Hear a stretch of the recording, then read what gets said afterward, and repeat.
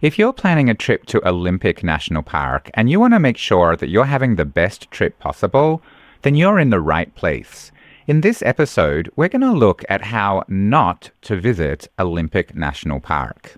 It's easy to find tips for visiting Olympic National Park, but not so easy to find common mistakes that people make so that you can avoid making them.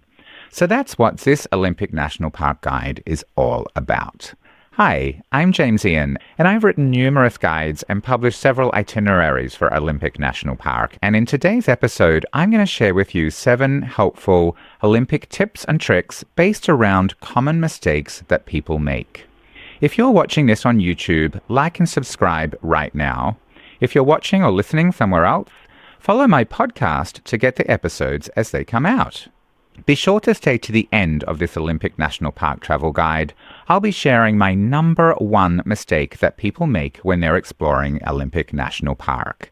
It's very specific to Olympic National Park, so you may not be thinking about it.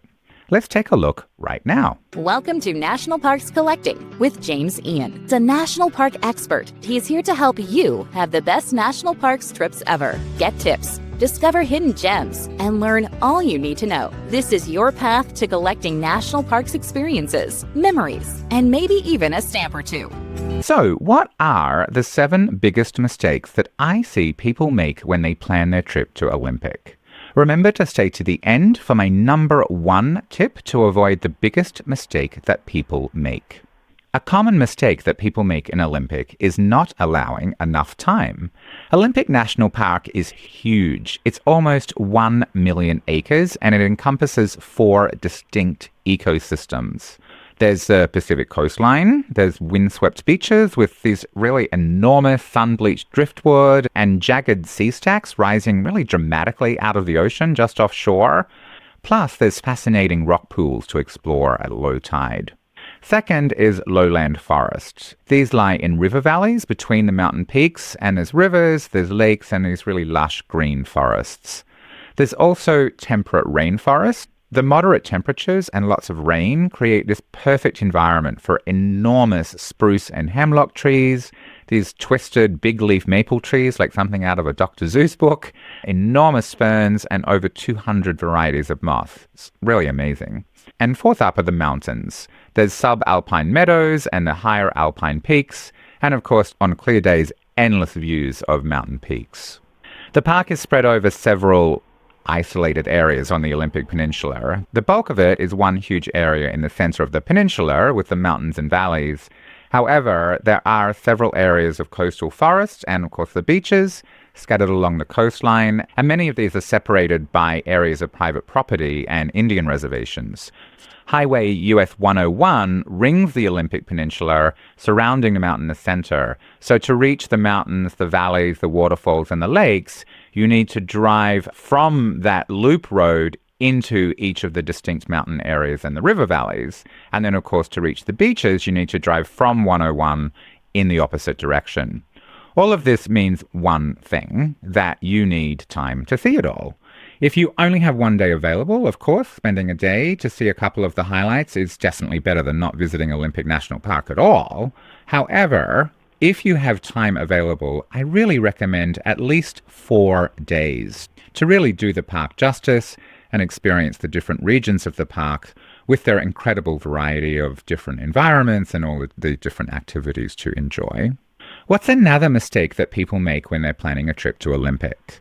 There's lots to see and do, and it is all on the Olympic Peninsula, but a common mistake that people make is to underestimate the distances between the different regions of the park. It takes a couple of hours or more to drive from one area to another, so you don't want to spend your whole day driving in your vehicle. With good traffic, it's almost 3 hours from Hurricane Ridge to the Hoh Rainforest and even more to Lake Quinault. If you have less than 4 days, you're not going to be able to see it all. So if you only have 1 or 2 or 3 days, then I recommend just focusing on 1 or 2 areas of the park only.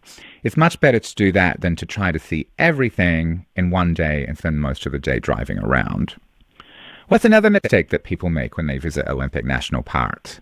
This is a big one. A really, really common mistake many people make in Olympic is getting started late in the day. It rains a lot in Olympic National Park, which is not surprising since much of the park is a temperate rainforest. But sections like the beach are also very rainy and wet. The beaches are very different from a tropical beach.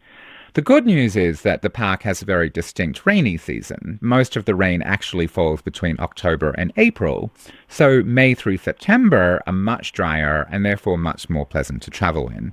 This coincides nicely with the main summer vacation period when school's out and many people are able to travel. And about 2.5 million people visit the national park each year. So all of these things mean that July and August are great times to visit Olympic National Park, but the park also gets very, very busy in this short summer season. Add to that the fact that there's only one road into most areas of the park, and you have a perfect recipe for congestion and crowds. Some areas like the Hoh Rainforest are completely full as early as 8 o'clock in the morning in summer. From 8 a.m. until around 6 p.m., it's often one car out and one car in, so you have to wait at the entrance until someone leaves before the next car can enter the park or that area of the park. So unless you get up early and get into the park before it fills up, you can spend a large part of your day sitting in your vehicle waiting to get into the park.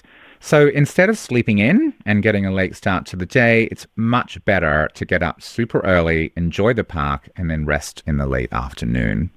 Before we look at my other mistakes to avoid in Olympic National Park, if you're watching this on my @National Parks Collecting YouTube channel and you haven't already, please like and subscribe below. It really does help.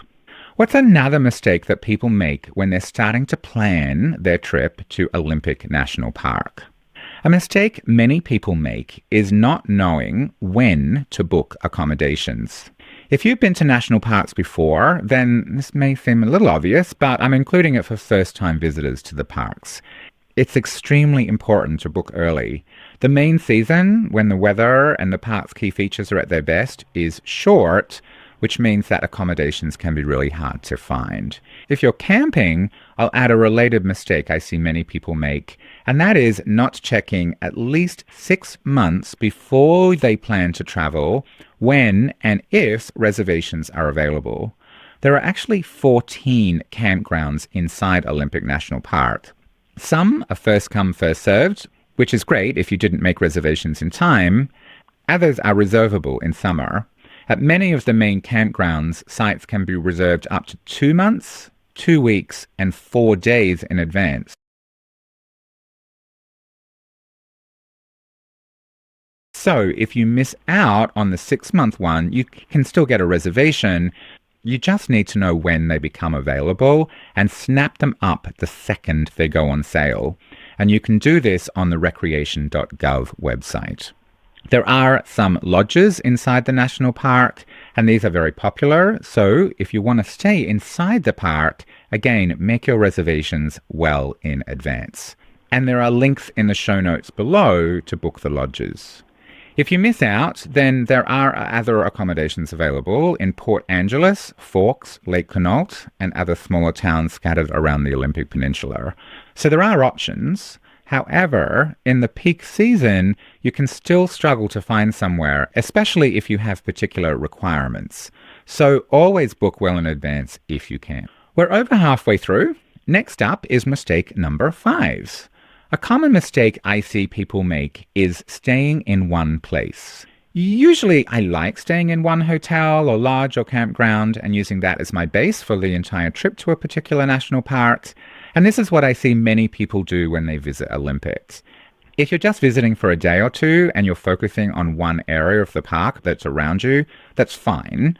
However, if you're staying for 3 or 4 days and you want to explore more of the park, then staying in one spot is actually a mistake. This is because of the long driving distances between the park's highlights. There are 2 main towns that have a large concentration of accommodations, Port Angeles and Forks. If you stay at Port Angeles, it's about a 2-hour drive to the Hoh Rainforest, which is doable, but if you're trying to get there by 8 a.m., which is when it's often impossible to get it straight into the park without waiting, then it's a very early start to your day. If you stay in Forks, which is closer to the Hoh rainforest, it's almost a 2-hour drive to the top of Hurricane Ridge. Also doable, but not great. A much better option is to move accommodations halfway through your stay. So a night or two in Port Angeles and a night or two in Forks, or campgrounds in those general areas. If you're headed to or from Mount Rainier National Park, Lake Quinault is also a great place to break your journey and spend some time exploring that area. I really like Lake Quinault area, actually. So Port Angeles is convenient for Hurricane Ridge, Lake Crescent, Elwha Valley, and Solduck Valley. Forks is convenient for the La Push and the Claylock beaches and the Hoh rainforest. So far, we've looked at 5 mistakes that people often make in Olympic National Park. We have 2 more left. Stay to the end to hear my number 1 mistake. But first up, a really common mistake that I see people make is not having a detailed but flexible plan for their trip to Olympic National Park.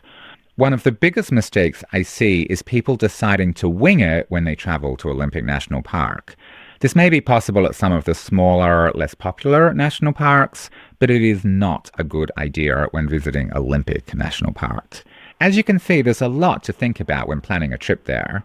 All of the US national parks have gotten more and more popular in recent years, and with crowds comes congestion. Knowing when to get into each section and which sections you can get to later in the day and when really makes a huge difference. Knowing how long it takes to get from one area to another and how long to spend in each area when you're there also makes your planning so much easier. In fact, the number 1 thing that people ask me about is how to put everything together into an actual itinerary. They worry that they'll miss out something cool, they'll worry that they'll be somewhere when everybody else is there at the same time, or spend most of their time waiting to get into the park, or waiting for a parking spot, or competing with crowds on the trails. Some of them are traveling with their whole family and stress about keeping everybody happy. So to help with exactly this, I've created super detailed itineraries for Olympic. Just click on the link in the notes below and it will take you to a page that explains more.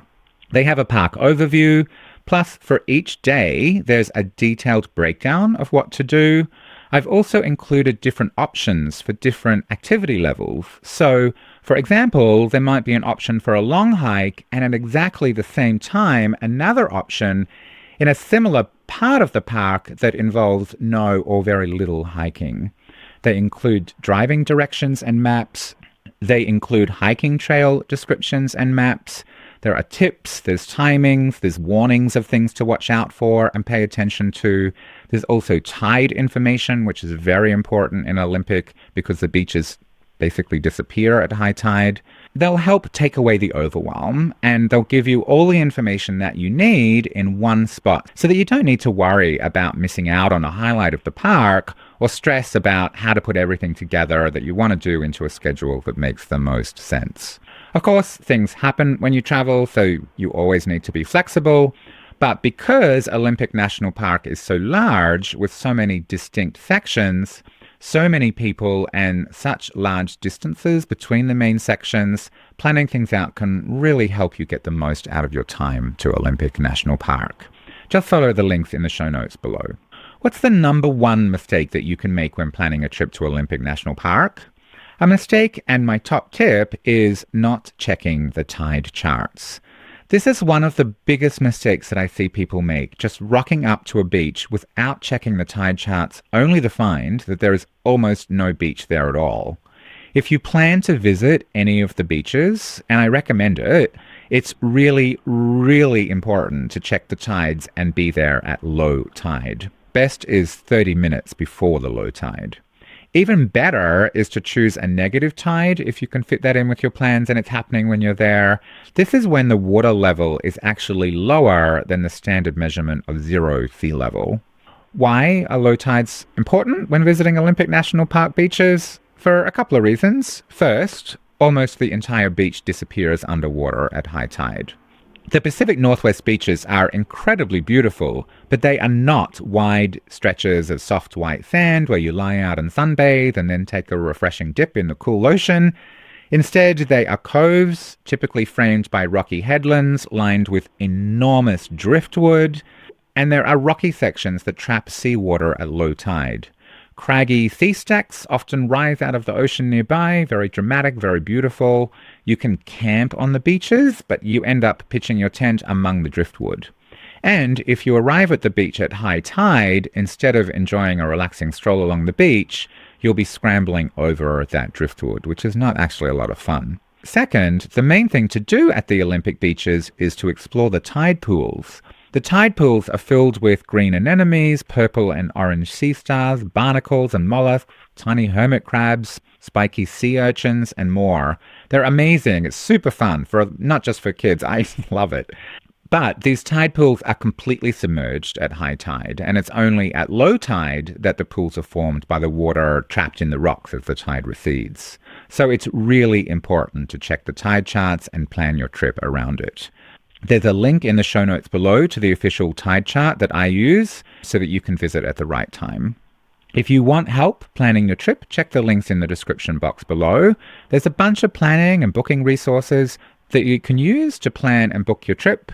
And keep watching my videos to get even more help so that you can have the best national parks vacation ever. And if you want to get notified about the next episode, subscribe and click below.